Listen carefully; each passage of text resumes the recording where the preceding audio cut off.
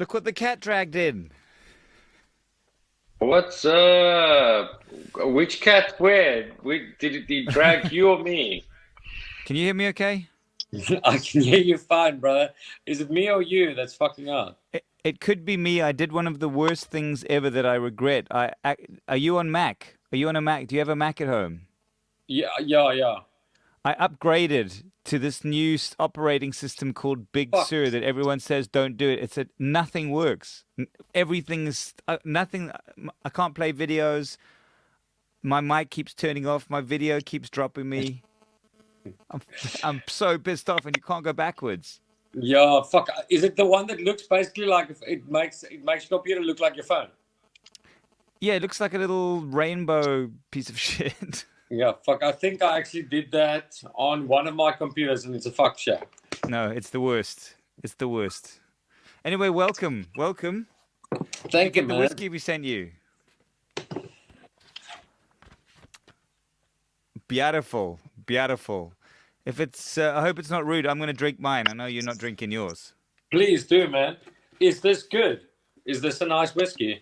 I will tell you in 3 minutes. I've never tasted it. So the idea is, for every one of these shows, send you a whiskey that's interesting and different, and then generally we taste it and then decide whether we like it or not. That's the I idea. know you obviously couldn't do it with Theo and you can't do it with me. Fucking useless, you rock stars. I, I listened to your Theo's vibe today. What did you think? That was cool, man. It was entertaining. I've heard all those stories though, I'm just sure. in slightly different versions. But yeah, he fucked up the one of me and Wynand because it's actually Wynand that broke his hand. But I mean, Right. So what the story was that you were doing the sound for Querbus, the two of you, yeah, yeah, and then you arrived at a gig all smashed up because you'd been fighting with each other. yeah, dude. It was one of those brandy infused nights, and yeah, we had actually a couple of fights in our younger years, couple of physicals. Yeah. And yeah, that night he broke his thumb against my head. So we were obviously like didn't really know how to fight, but we wanted to fight. And he obviously hit me somewhere like that or something, and he broke his hand. Nice. So what was your last drink that you had when you stopped drinking? Dude, I blacked out that night as per usual. So I don't have a clue, but I think probably vodka and Red Bull was kind of my go-to at the end. And what was the drink that made you stop? Everything, eh? Whatever. whatever I could get, it turned out badly. Ish. And what is your? I'm going to open this now. Go for What it. is your poison these days? Like what do you do for fun? I guess. Jeez, dude. I hang with my family, eh? I guess I know the feeling. that's my poison, eh? Dude, when you stop drinking, like I think like your focus shifts completely because you obviously for the first month or two you think, or probably the first year you think like, oh no, people are gonna think I'm boring. Like, what am I gonna do with my day? But then you actually start doing stuff, and you can actually operate a little bit more. Yeah, so I guess someone told me today like they're bored. I can't remember what it's like being bored. So there's always something to do. Well, cheers to that. And you got a new kid on the block. Mm. He's Congratulations. like a month and a day.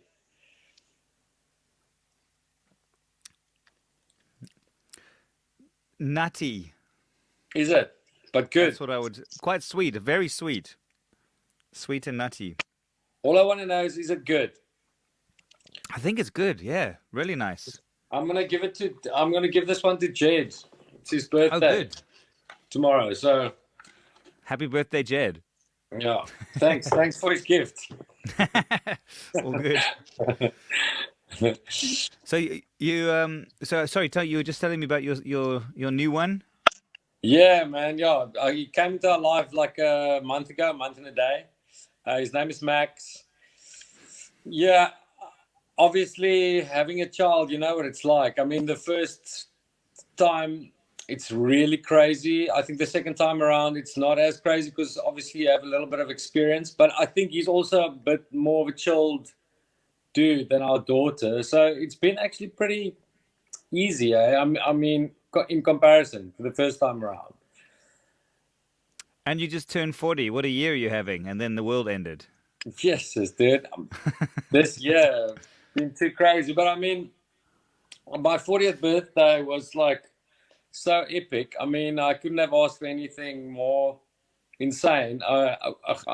We did that Francois and Vrienden show on my birthday, and I woke up for an interview with Martin Bester from Jacaranda, and he got like Arno Carsons to sing happy birthday to me. He got like messages from my mom and my daughter that they played on the radio show. So it Man.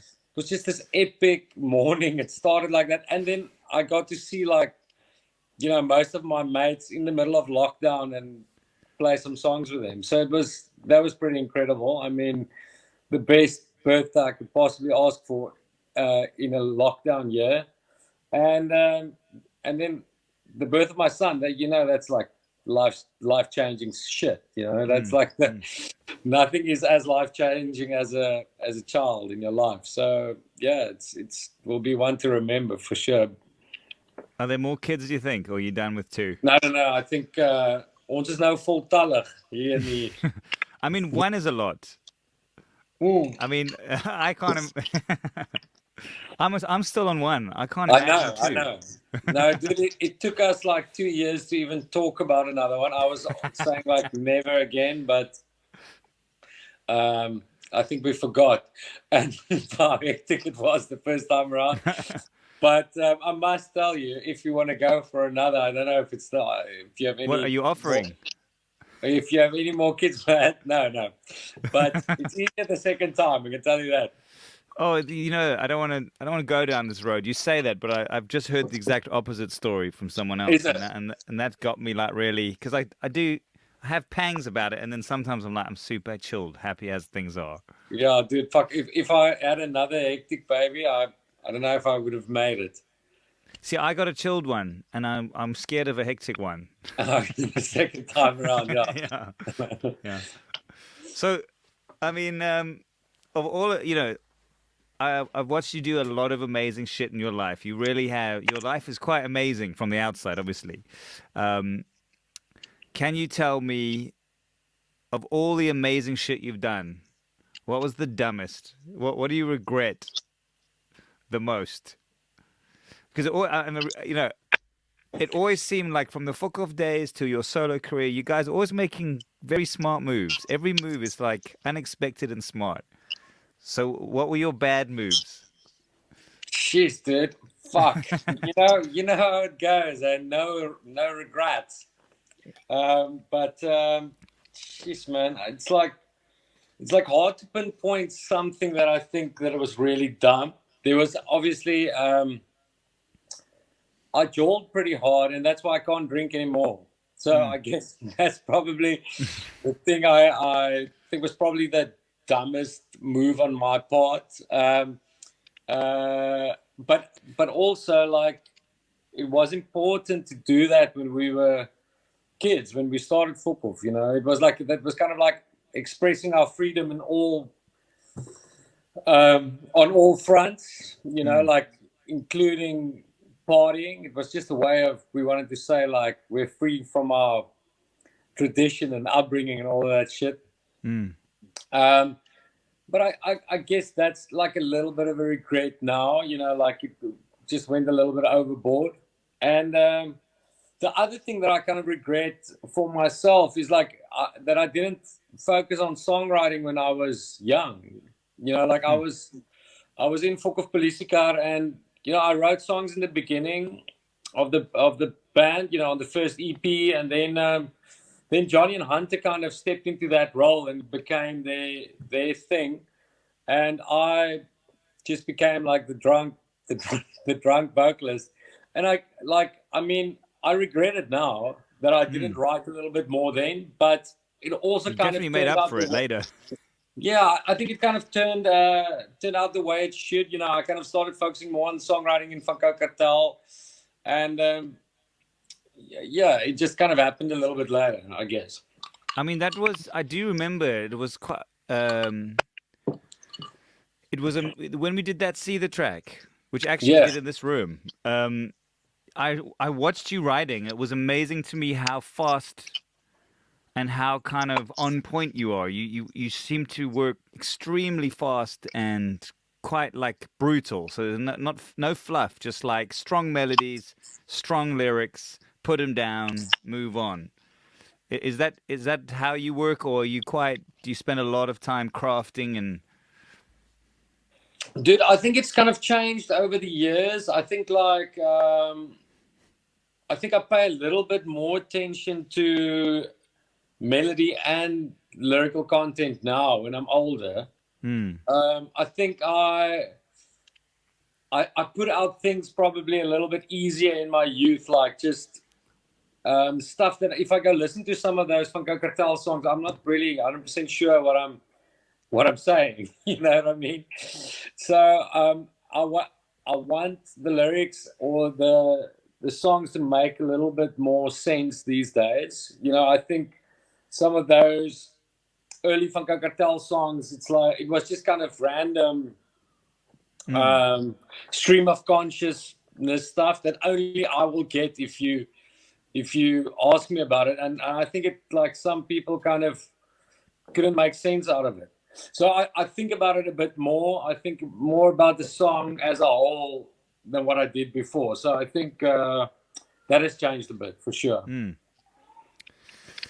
One of the I actually thought about that song today, and I thought about Shaun Morgan. Actually, when you were talking to Theo about international breakthrough and stuff like that, I thought like when Shaun was here, I thought maybe that was my international breakthrough. You remember he was going to start a label and like sign me, and remember that whole story. that guy. I mean, I hope he's not listening to this. He's been quite a disappointment to me. First of all, I'll tell you, and take this as the compliment that it is. I was circling to try and get Cedar on a project for a long time, and a lot of that was because for me, one of the things I was really trying to do for many years is try and get this international local collaboration, not for myself, just for people. And it's still what I'm working on at my studio and stuff. And I thought, this is like low hanging fruit. If we could and that's what started this discussion, the idea of trying to get you onto his tour and all that stuff. But he never returned. He never returned an email or a call or anything until I mentioned your name. And I was after him for like a year. And when I mentioned Francois van Coke, he got back to me immediately and went, "I've always wanted to work with that guy." But I'll just tell you, I mean, you've met him obviously outside of that. Yeah, did we actually? I'm trying to think now if it was before. Yeah, it was before. We I met him like I think Cedar came out to play a New Year's show, and Fokof Was it at Kirstenbosch or something? No, it was. I think it like is it Oxbry or something like that, like somewhere up the East Coast. I don't remember that. Kenton-on-Sea, I think was the place called. But anyways, they had a big New Year's party there, and Cedar played and Fokof played, and then we played Scan Heilig, and he came on stage and he sang the song with us. And that was around the time that I started Van Coke Cartel, and then he actually came to Cape Town, and we partied together for 2 days, like serious partying, like no sleep kind of jolts, And we actually became quite close in a way. I mean, like in like that drunken debauchery kind of as close as you can get to that kind of vibe. And then obviously we had the opportunity to work on this song like a couple of years later. And I've had his number on my phone and tried to get hold of him here and there. And I'm when glad I it's hear just not him- me. He never after that track, he never Yeah. returned a call ever again. He's like, dude, he will contact me like at the weirdest times, and like, I think we were busy with the crowdfunder, maybe the Fokof crowdfunder. He contacted me, he saw that, and he put some money behind that. You know, like it's like he does weird things, and then I don't hear from him for another 5 years, and then he'll pop up again. Yeah, I think maybe he has a he's mild very case difficult of guy to get hold of if you're actually looking for him. yeah. I wonder if he has a mild case of rock staritis. You know.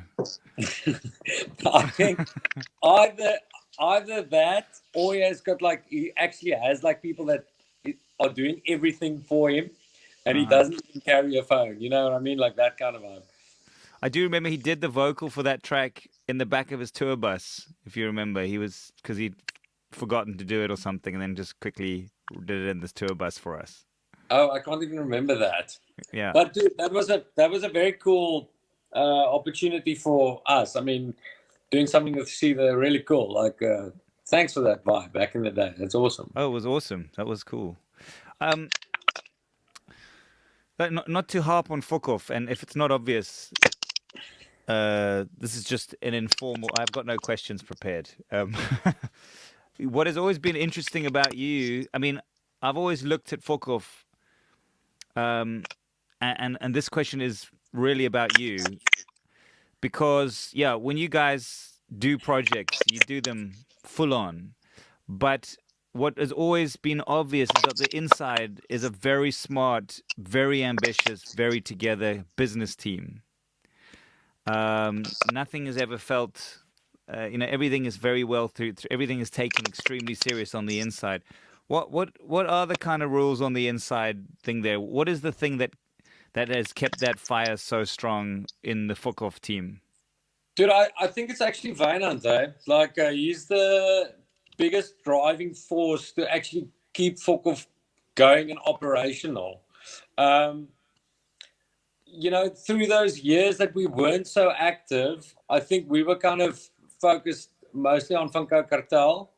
And then, the start of my solo career. And then things kind of changed a little bit when we put the crowdfunder together, and our fans kind of forced us to make an album.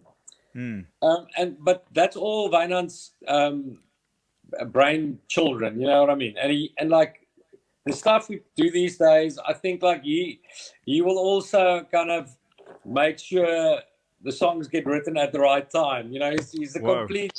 He manages that project very well. I mean, and everything surrounding Fokof, but he's the biggest business brain for sure.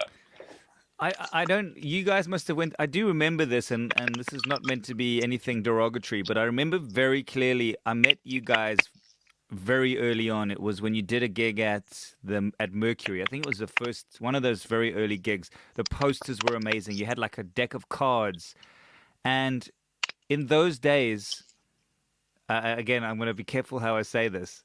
Wynand was really approachable. And then a year later, he was fucking terrifying. so something happened in that time where he obviously took you guys obviously blew up, and then someone had to take the reins. Yeah, dude. I think he had to play that game as well. You know, as the manager and the badass, and like he's also quit the booze. You know what I mean? So I think like that also had a part to play in how approachable he was at that stage. You know what I mean? Oh, when did he quit drinking? Like early on? Dude, before me, like I think he's 8 years, no booze. Yeah. And then that other quality that's so magical that is in you, because I see it. You guys do so much stuff, and you bring your A game all the time. And one of the most memorable things for me was, I don't know if you remember this, there was a festival called like Moon Child or Moon something in the middle of nowhere. Moon Rock, yes. There were 8 stages, and there was like they were expecting 30,000 people, and there were 23 people through the door, and all the bands were there. and most bands arrived, turned their cars around and went home. I saw Sugar Drive arrive, Just Ginger arrived. They just turned off and went home. Oh, And fuck. Yeah, I remember. Oh, but I was actually thinking of another one now. But I know which one you're talking about. This one was out in Clarkstorp or something like that. that's right. It was in Clarkstorp. And then you guys came on, and there was, like I said, there were 8 stages. Yeah, you guys I came remember on. very well now, vividly. Fucking played your tits off to just basically the other bands who were hanging about and the 23 paying people. And that really like hit me so hard as a band who was fucking serious about always it didn't matter. They just came on and played. And I guess what I'm asking is, what is it in you that drives that? Because that's been so smart for what you guys have done. Yeah, I think that's kind of like where we come from, I guess. Obviously, we kind of grew up in that punk scene, where it always felt like there wasn't a lot of people. so that was normal. That was a big crowd for you. That was kind of normal. And I think like, kind of the band and the crowd being like one kind of organism or whatever. And then we always, when we started Fokof, we knew that the visual side is just as important as the music. And we knew that people will probably remember what you do on stage more than what you actually sing. And we just always wanted to kind of deliver like a kick-ass live show. And I think we always felt it's important to whoever we're playing for, if it was 10 people or 10,000, I think we kind of delivered it. It's obviously just a lot easier to play to 10,000 than to 10. And we were always very pissed in those early days, so it was easier to go crazy. Nice. Cool. Well, cheers to that. I mean, I will tell you, just the last Fokof thing. I guess this is I love Fokof stories. No. Well, I guess this is more of a confession. It's probably obvious by now, but I don't think I've ever. I'm sure you don't remember this, or you might actually. But this fucking movie that I made, Stone Cold, right? I just have to tell you this. Still on my butter hands, it's like a classic for us still to this day. I'm glad you said that. Thank you for saying that. But I mean, I will tell you being in a band is one thing. Making a movie was the hardest thing I've ever done. It took 5 years, and it was fucking painful. Imagine. And even though I'm sure it's obvious now, like that character that I played in that movie was really who I felt I was in the cassette days, because I tried so hard. I was always trying too hard. And I remember very clearly, I'll confess this as well to you. When cassette was getting #1 singles on radio and selling out clubs, I think the most we ever sold album-wise was like 4,000 units. We didn't have the solid, but we were really fucking trying. And when Fokof kind of came in and I went to that gig, I just went like, oh fuck, they got everything right, and the band is fucking tight, and they just got all this shit. And I immediately became like an instant fan of you, but also had this inner jealousy at the time, because I was just like in this band, and we just couldn't break through, and we're taking ourselves very serious. So the movie for me is that story of this like kind of douchebag who really wanted to be Fokof Polisie, because I really did. But the thing about it is that the scene that we did together, that scene where so that scene really happened, but it wasn't with you. I cried one opikopi to Karel Hoffman and gave basically the speech I gave to you to him.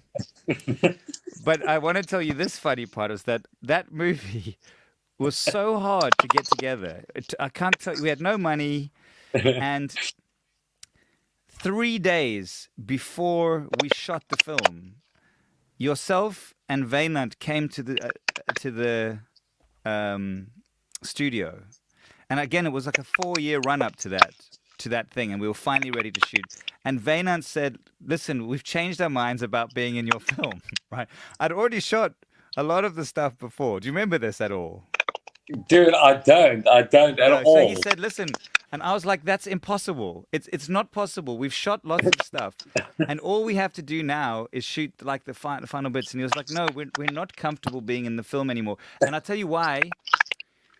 You guys had just had a documentary, and you'd had some falling out with a documentary maker of sorts or something. Do you Oh, remember the yes, story? yes, yeah. And you were Yeah. like, we don't want another one of these. And I was like, there's no way that I've come this far. And 3 days before we're shooting, and Vaynant was like, sorry, bro, we're out. So I said to you, hold on.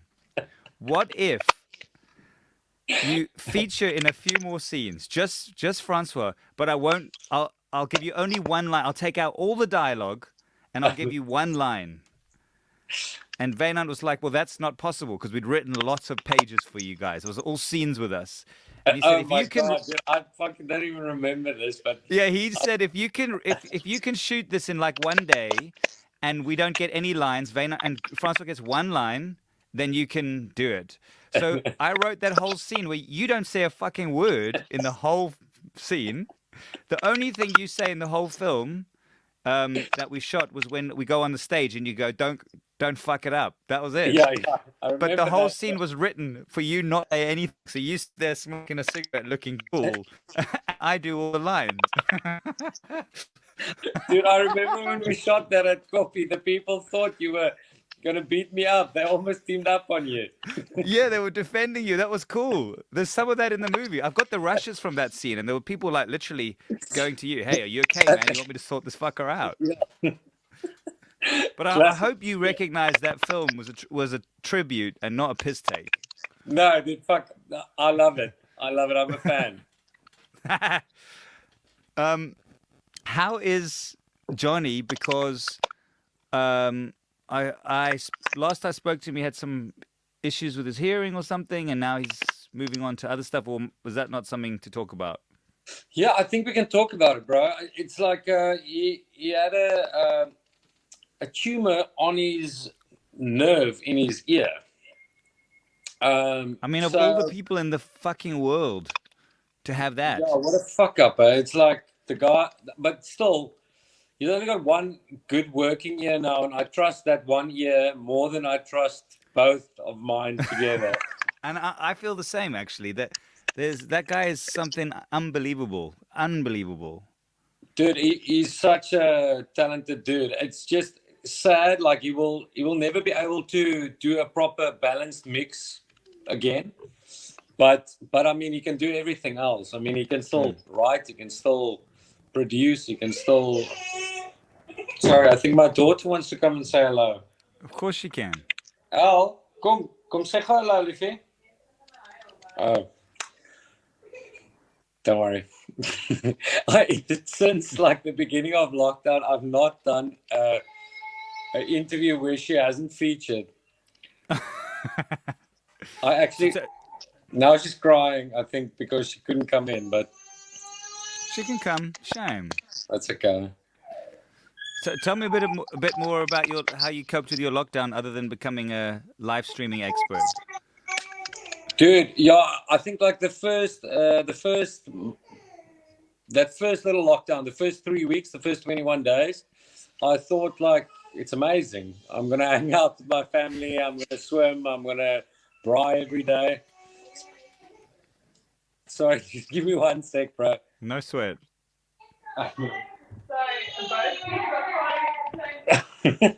No, bring them both. Both kids are crying at the same time. That's why. But are they harmonizing? That's the important question. Sorry? Are they harmonizing? Yeah. No, I can only hear one. It's monotonic. Oh, dude, sorry. I just want to tell you about Johnny. Yeah. He actually had the tumor removed. And his hearing on the one side is very bad, but I mean, he's still got another amazing ear. So he's cool. He's carrying on. He's almost like a normal person. One ear is as good as like a great engineer's both ears. Exactly, bro. Exactly. I really trust his 1 ear still much more than mine. Getting to the lockdown, yeah. Dude, I basically thought sorry, dude. I must can I just stop 5 seconds? You can probably, I don't know if you edit these things, But I would if any of the software on my computer worked. I might.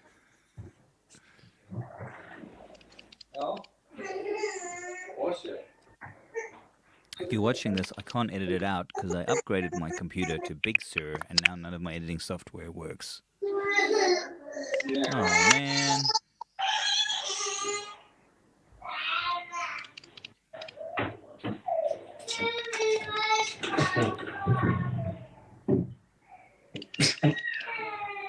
Shame.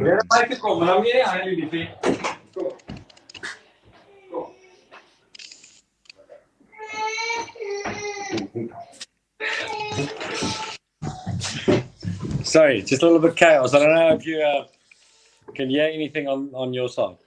Oh, I can just hear kids talking. Mm. Very late for them, isn't it? 9:30? Right, talking. Yeah, she should be sleeping. Oh. How old is she now? Anyway. Eh? How old is she now? She's 4. She's 4. Just turned 4.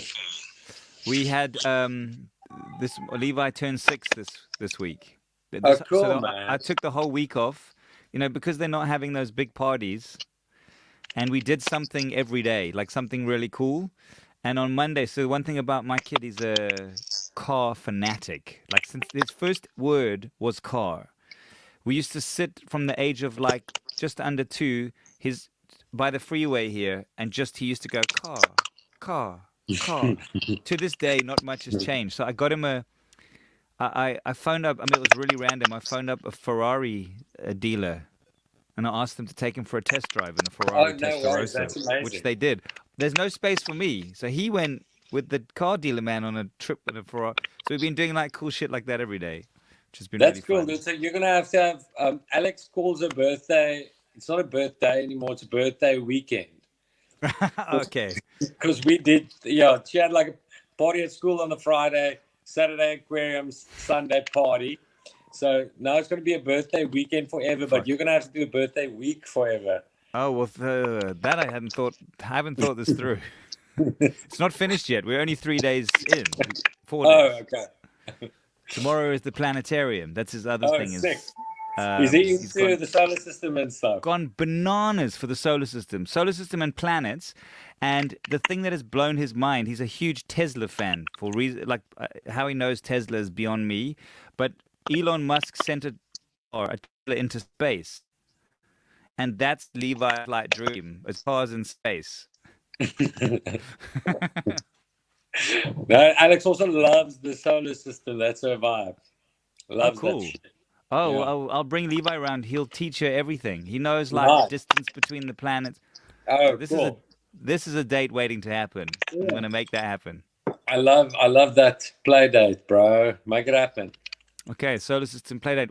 Jane made her. I'll send you a picture of the cake. It's basically a solar system cake that Jane made. It's pretty cool. Sick. What else can we talk about? Your solo career. Yeah, man. I mean, what are you still? Do you still have an ambition to be in other bands, or have you got your little tight knit thing going? The way that it's I think this is it. I think Fokof Politica. I feel really privileged that I'm a part of Fokof Politica, and we're like 5 friends that really connected, and it's like the right dynamic, the right people, and just kind of works for 18 years. And I'm 18 super years. stoked. Is that how long Fokof has been around? 17. Oh, that makes sense. 17. Shit. Crazy, Wow. eh? And then I found it again. I found it again with the band that I play with in my solo vibe, Die Gevaar. We've played together for 5 years, and I couldn't have asked for better dudes. So I think there's nothing else I really want to do. I mean, I'm really content with that, and I've I'll definitely do more collabs. I've done a shitload of them in my. You are prolific in performances and in collaborations, and I mean you are prolific. It's amazing to see that. Yeah, so I'll do that. I think that's my out for something else. But I'm really not looking for another band. And I think it's like probably the hardest thing to do these days is to start a band from the ground up. Like I'm actually sorry for bands that, young bands that released an album last year or something, because this year must have been fucking disaster to kind of get out there. Oish. And what about how do you run? You've got beer, you've got a nightclub. I mean, your life must be very full, or is that stuff all in Vaynant's camp type of thing? Or is Dude, it, do you all yeah, run Vinance kind of. We've got a brand manager with a beer, and Snake is kind of the beer guy. So it's like a girl, Sonia and Snake, that run the ship there. Vinance kind of oversees it all, and then we have a bar in Pretoria, and we've got partners there that run the place. So we just kind of do mainly like the advertising for it, and send people there, kind of a thing. And that's really cool. It's like something that kind of keeps going while we're playing, this bar, selling our beer. So that's quite cool. And we go hang out there from time to time when we're in Pretoria, and drink water. Played an acoustic set there. We DJ'd there one night, stuff like that. So it's like, it was also obviously a tough year for that trade. But yeah, it's pumping now. I mean, it's people in Pretoria aren't scared of the COVIDs. Oh yeah. So they're hanging at the bar. I've seen that. And do you still have, or can you tell me about there must have been a time, and you kind of mentioned it earlier with Seether, where you had potential international designs, and also you have to tell me about the story about that documentary. Cool. I'll tell you both. Yeah, I think, dude, international vibes. Obviously, growing up and playing music, you think you want to be the biggest band in the world and play in stadiums all over the world. I think that's everyone's ambition that starts a band. And with Fokof, I think when we started, within the first 6 months or something, we played Pukkelpop, or 7 months of our I career. remember that. So it felt like, fuck, something can happen here, for us internationally. It wasn't like we thought like Afrikaans music is going to stop us. We were just like kind of hitting it as hard as we can, and it felt like things are happening. And we toured a bit. We started playing England, and then went from England to play Belgium and Holland on tour, and then kind of Fokof took a break. I mean, nothing like really happened. I think like someone at Epitaph Europe listened to the album once. I think it didn't actually. It was something that they thought isn't investable. They said it's not investable. No, even for Europe. And we just never went back to hit it. I think Fokof kind of went on a break then, and we started other things kind of from the ground up, and we didn't go back to hit Europe regularly. But I've been back there with Van Coke. I've been back there with Fokof. I've been back there with my solo vibes, and nothing has ever kind of gone to the next level. You know what I mean? And I think until 2017, I thought like, I want to make a mission to kind of try and crack it in Europe. But the last show that I did in Amsterdam was a massive mission, and it was a good show, but like got a PR company to do some PR for us at that stage and stuff like that. For me, it was my solo vibe, and kind of nothing really came from it. So I just kind of decided that's not going to be my focus or mission at all anymore, and not for Fokof either. I think that the mission of trying to make it internationally for Fokof, that has ended like years ago already. But now for me, I understand that my fans are in South Africa and are South Africans all over the world, and I want to just have a career where I can make music for them for longer. You know what I mean? And not try and crack it internationally. That's definitely not a thing that I worry about anymore. I can tell you that thing that you realized was that we were so committed to doing that. It was we couldn't function. We completely ignored our home audience. And the other thing I realized that the market there's so big that we did a couple of decent tours in Europe where like at once we played in Slovenia to like over 1,000 people. But Crazy. as soon as you come back for 3 months, that's it. You have to start again. Like Yeah. there's another 1,000 bands in the queue waiting to get in there. So you can make a big splash one trip, but when next time you go back, you start again. And I think we are geographically challenged here in Africa. And it's hard work. You need money, and you need It's to. so fucking expensive for us to go tour there, man. It's like Yeah. They all live on the tour circuit. We have to spend 100,000 rand to get onto it. exactly, yeah, that's Yeah. so crazy. So it's actually not worth it to go spend the money that you make here to try and crack it. And you know, I'm 40, man. You know what I mean? It's like I understand that I'm 40 and I'm happy being 40 and I'm happy being in South Africa and I've got my family here and I've got a loyal fan base that support me and my bands solidly. So yeah, I've got What about just an missions idea? in mind. Hey? What I mean, the world is so small now with COVID and lockdown and stuff. Surely you have, you know, in South Africa you are iconic. Surely you have the stature to reach out to a couple of big artists around the world and invite them on a collab or something like that. If you reached out to someone and they decided to do 5 seconds of Instagram, Facebook search, they would recognize very quickly that you're someone that would be worth collaborating with. You don't think? Yeah, I don't know. I've never actually even thought of trying something like that. I But charge 7% just for the suggestion, just so you know. If it ever happens, I but get 7%. yeah, fuck.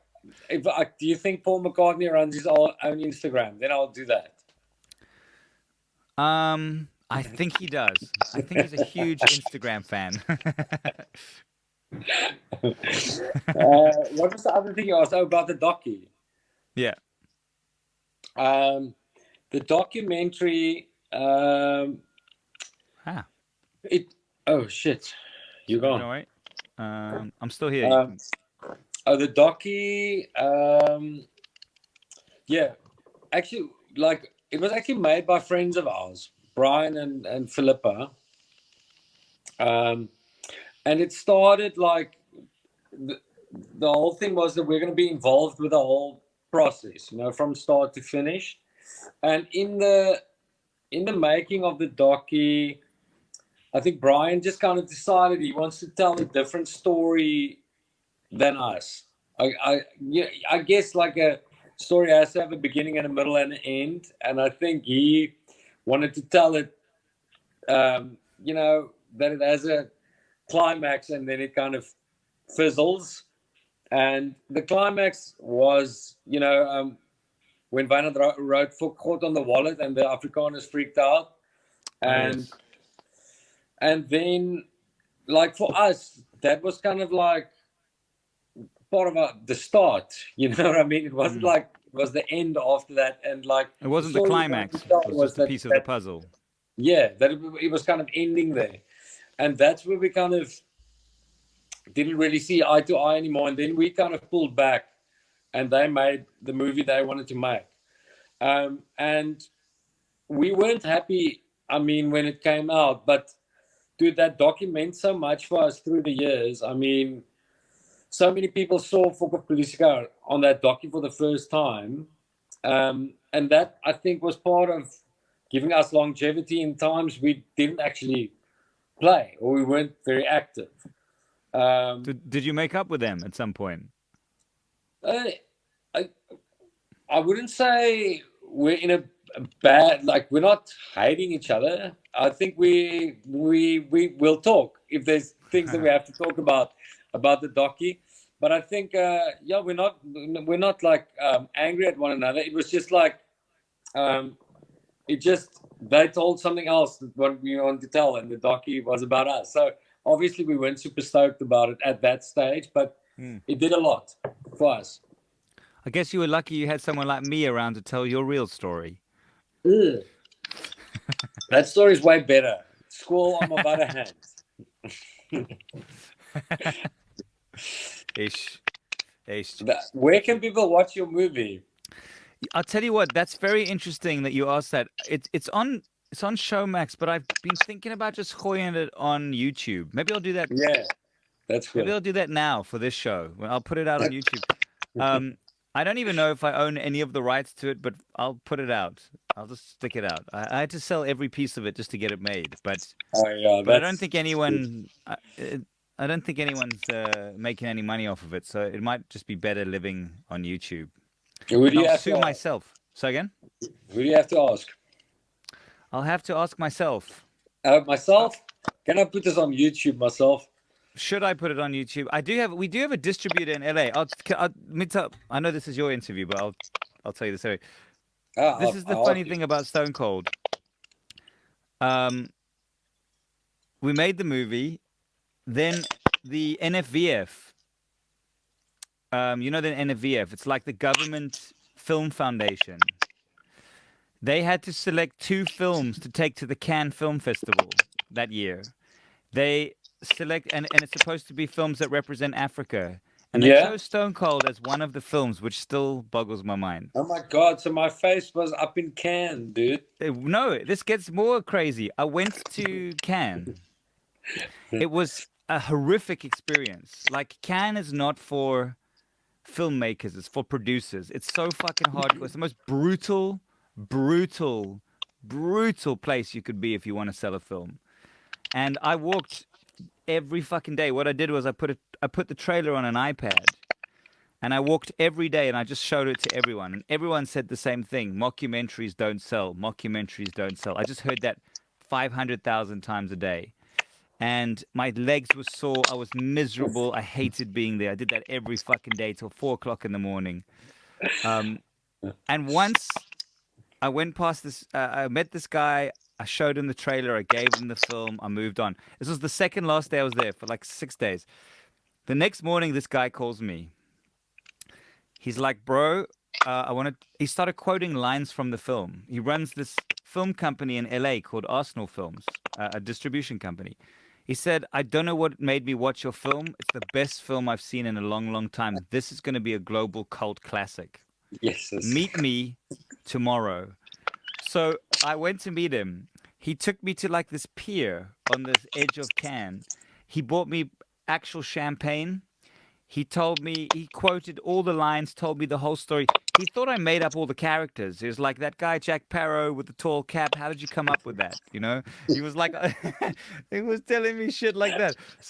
So he was like, this is my ticket, bro. This is going to make us both stars. He put me on a helicopter. I took a helicopter back to the airport, and I flew home with a distribution deal with Arsenal Films in LA. In 3 years, they never managed to sell that movie to one TV station in the world. They just did. But he kept on phoning me saying, someone is going to buy this film. I love this film. But it didn't happen. So in that moment, it was cool, but nothing ever happened. So that's why I think YouTube's probably just that experience is good enough. Yeah, that was amazing. On my wall, I've got a big Cannes '68 Film Festival thing with my ticket, with my movie ticket on it. Nice one, dude. Fuck. That experience sounds mental, though. It was crazy. And you obviously thought you're gonna be like fucking sorted for life. Well, if I had $1 for every time I've thought that.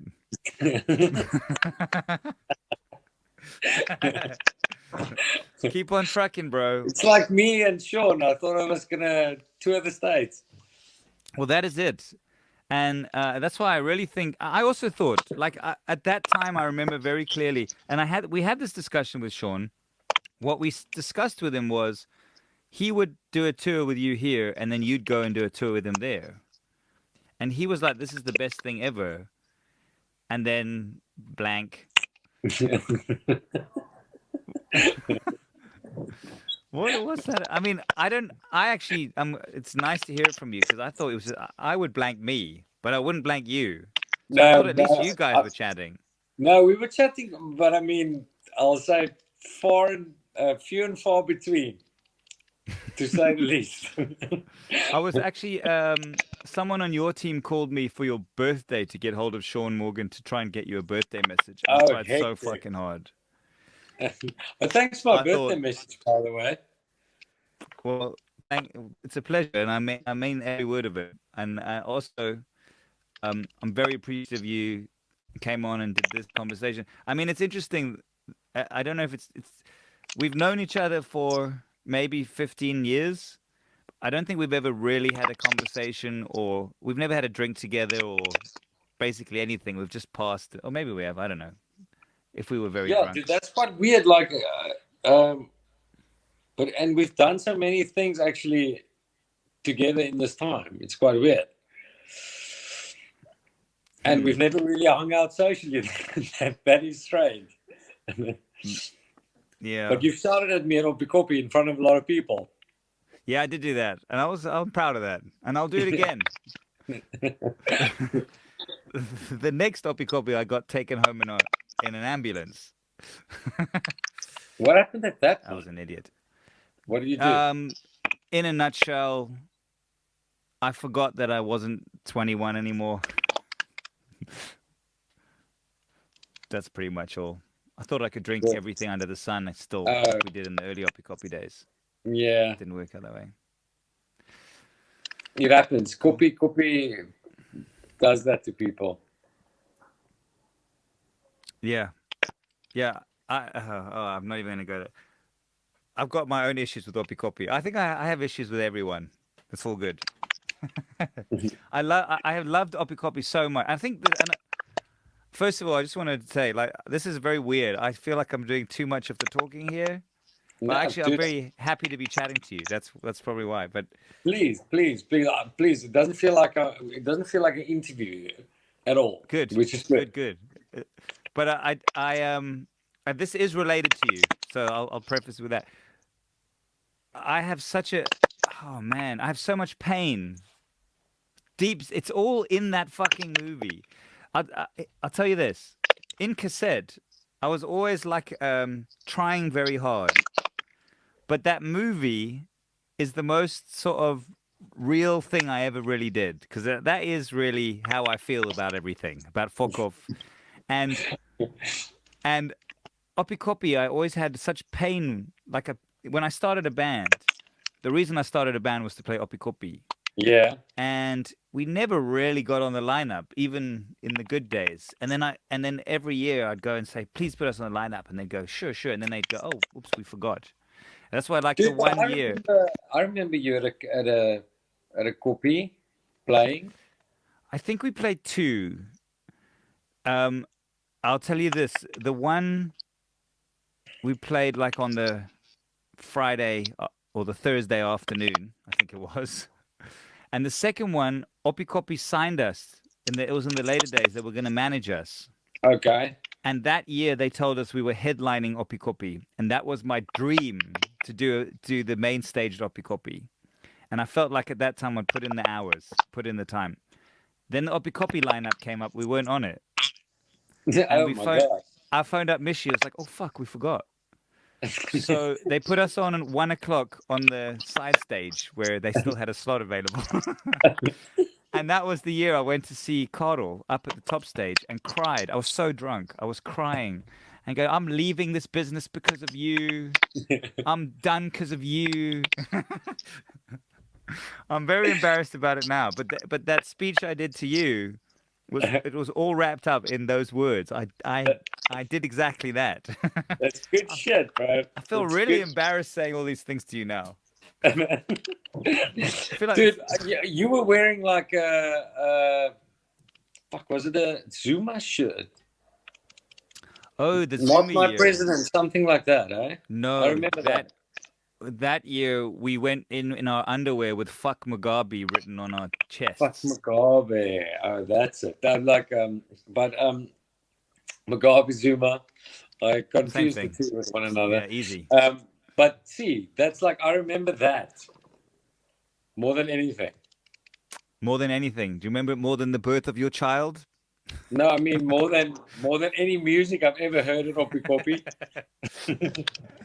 Okay, well, you're That's being what I'm nice, saying, but like thanks. the visual side, you know. Well, I very much appreciated having you on for the show. I really feel like I've just basically gushed at you for an hour. But so what? It's my fucking show. Do what I want. John, it's always fun to chat to you, and I'm so proud that I was in Stone Cold, bro. I really appreciate you saying that. Thank you for joining me. Even when we tried to get out of it, that I can't remember. I wouldn't let it happen. Clearly. Listen, I have only love and mad respect for you. You're an unbelievable human being. You are. So I'm very proud to know you. Making that movie and having you in it was one of the greatest things ever. And you know what else about that movie? Dude, Veynan was a fucking good actor. Fucking good. He should do acting. he is good, eh? Yeah, he is good, and he's very. You must check out the Fokof stories. He makes very good stories on Instagram. He's very funny. Do you think I should? I would be. Do you think Veynan would do the show at one point? Yeah, get him on. I think he normally sleeps at night, but Does he sleep by 9? get him on. I think he'll stay up for you. All right, we'll see. Lots of love to you and your family. Hey, John, thank you so much, bro. Serious. I'm going to set up a play date for Levi to come and do have some. an amazing birthday week, bro. Nice. It's a vibe. All right. For life. Thank you so much. Take care, man. And again, big love to you. Thank you. Pleasure to chat to you. Thanks, man. Happy birthday, Jed, tomorrow. Yeah. And thanks for the whiskey for his present. I don't even have to go brew shopping. I love it. That's why I did it, man. Yeah, nice one. It was, I should have fucking got Jed on the show. It would have been a lot better. Fuck. Get out of here. Cheers, Holmes.